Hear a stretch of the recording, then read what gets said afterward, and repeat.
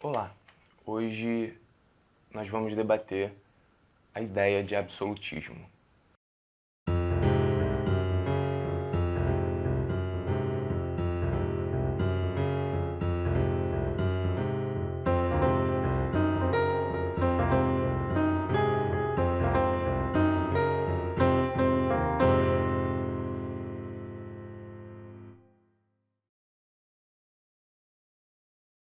O absolutismo é uma ideia que busca definir as monarquias europeias ao longo do período moderno, ou seja, o funcionamento de poder das monarquias europeias entre os séculos XVI e XVIII.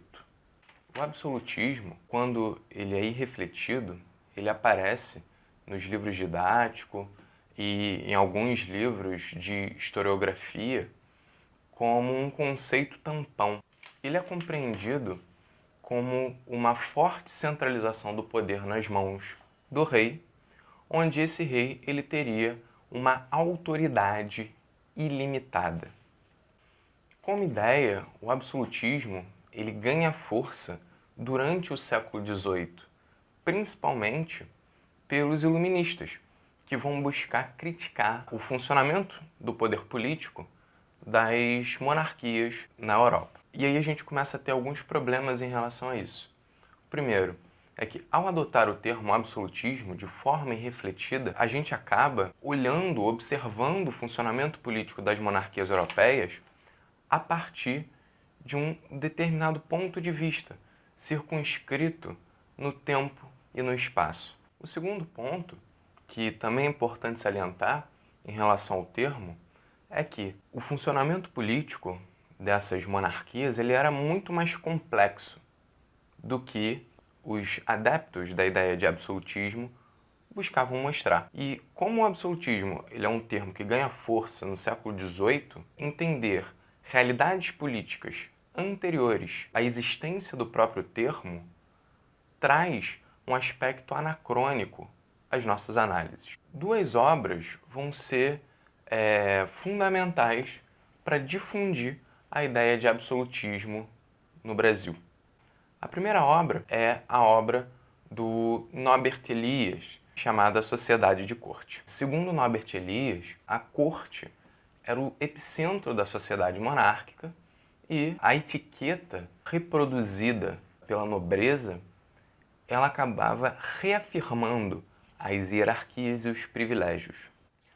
Uma outra obra importante que vai reforçar essa ideia de absolutismo é o livro do Perry Anderson, Linhagens do Estado Absolutista.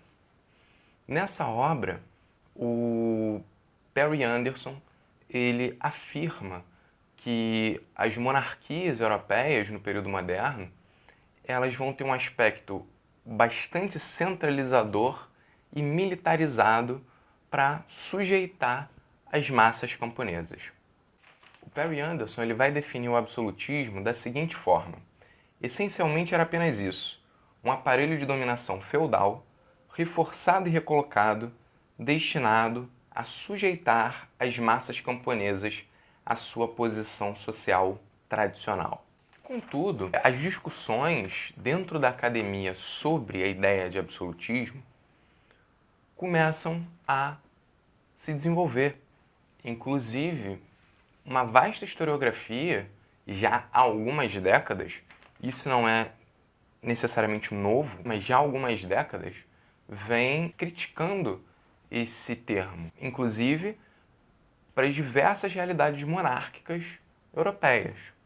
Nicholas Hemphill, no livro The Myth of Absolutism, afirma que as monarquias europeias elas vão ter uma forte herança do período medieval e que essa transformação ela não vai ser tão abrupta assim.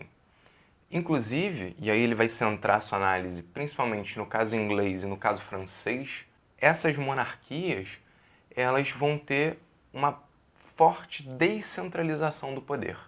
Essa descentralização do poder ela vai estar ligada a corporações e a instituições de autogoverno que independiam dessa monarquia, né, pintada como forte e poderosa pelos adeptos do termo absolutismo. Antônio Manuel Espanha, historiador que vai analisar o caso de Portugal, da monarquia portuguesa, ele vai falar, né, ele vai entender que essa monarquia portuguesa ela tinha para si o que ele vai chamar de pluralismo político, ou seja, diversas instituições que vão ali ter os seus próprios poderes, a sua própria autoridade e que não vão necessariamente depender da monarquia.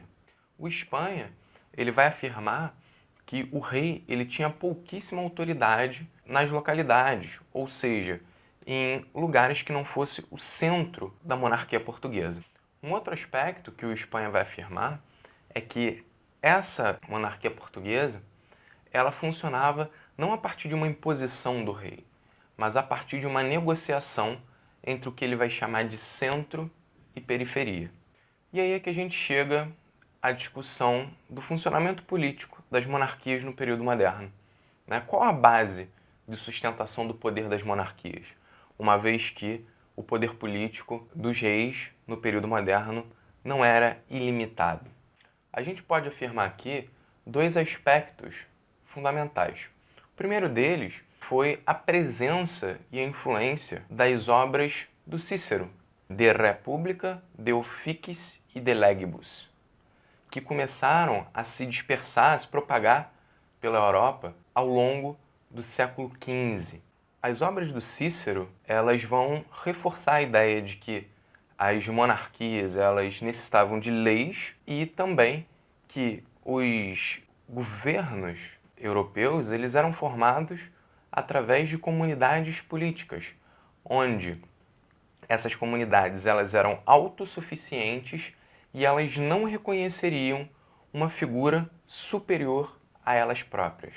O segundo aspecto é justamente a formação da chamada Nova Escolástica. A Nova Escolástica foi um pensamento que surgiu entre a segunda metade do século XVI e a primeira metade do século XVII na Europa, com algumas figuras importantes. Entre elas, a gente pode citar o Juan de Mariana, né, com a sua obra De Rege et Regis Institutione, Francisco Soares, com a obra Tractatus de Legibus, e o Giovanni Botero, com a obra Della Ragion di Stato. A influência da nova escolástica ela vai ser mais forte nas monarquias que tinham o catolicismo, né, como religião oficial, e a base da nova escolástica era a ideia de que existia uma razão de Estado que sustentava as monarquias, em que o poder político ele emanava de Deus. Só que, ao contrário do que se pensa, com a ideia da teoria do direito divino, esse poder político ele não ia diretamente para o rei. Muito pelo contrário. Deus transferia ao povo, transferia à comunidade política esse poder, e a comunidade política transferia esse poder aos reis através do chamado Pactum Subjectionis, ou o Pacto de Sujeição. A comunidade política se submetia ao rei, transferia esse poder político ao rei, e esse rei tinha a obrigação de bem governar a comunidade política, ou, como era exposto nos documentos de época, de bem governar a república. É no final do século XVI e no início do século XVII, por exemplo, que um termo da nova escolástica fica bastante conhecido, circula bastante, que é a ideia de vox populi, vox Dei, ou seja, a voz do povo é a voz de Deus. Então, ao contrário do que a ideia de absolutismo fala ou afirma, para a razão de Estado e para as forças políticas do século, principalmente do século XVI e do século XVII, o rei ele é um servidor da comunidade política e não o oposto. É influenciado por essa ideia, por exemplo, que o Antônio Carvalho de Parada, uma das figuras importantes que vão apoiar a restauração de Portugal, em sua obra Justificação dos Portugueses sobre a ação de libertarem seu reino da obediência de Castela, vai fazer a seguinte afirmação: diziam uns, busca seu dono, outros que se vinham amparar das vexações com que costumavam tratar os ministros, e todos, com extraordinário gosto, festejavam chegarem naquela ocasião. Parecia então ditos do povo, mas o tempo mostrou que a voz do povo é a voz de Deus.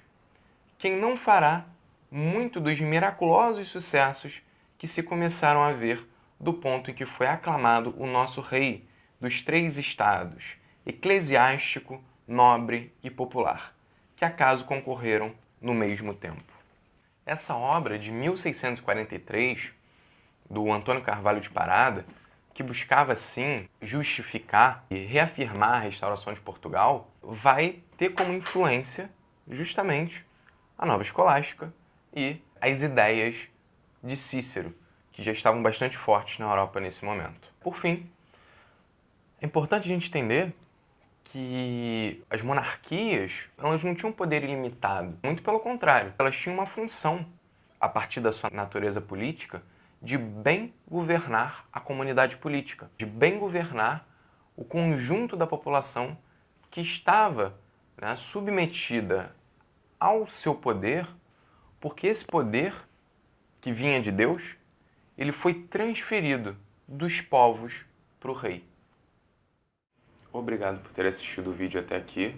Eu sou Rodrigo Franco, doutor em História Social pelo programa de pós-graduação em História Social da Universidade Federal do Rio de Janeiro. Curta o vídeo, se inscreva no canal, ative o sininho e comente sugestões, dúvidas, vídeos que você gostaria de assistir aqui no canal. Aqui embaixo também vão estar alguns links sobre artigos que eu produzi e livros que eu publiquei.